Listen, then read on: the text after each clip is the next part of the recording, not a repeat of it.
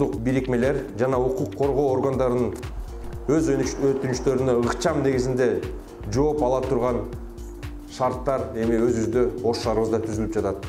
Андыктан урматтуу Ош шаарындагы соттук эксперттик кызматтын жетекчилиги жана кызматкерлери, сиздер өзүңүздөрдү ак ниет эмгегиңиздер менен коомубузда мыйзамдуулуктун аткарылышына, жарандардын жана юридикалык жактан конституциялык укуктарды коргоодо, соттук адилеттүүлүктүн аткарылышына жана кылмыштуулук менен болгон күрөшүүдө өз салымыңыздарды кошосуздар деп ойлойм.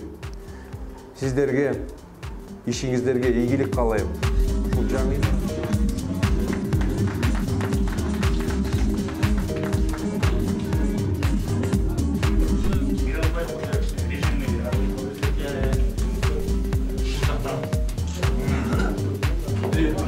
Прием,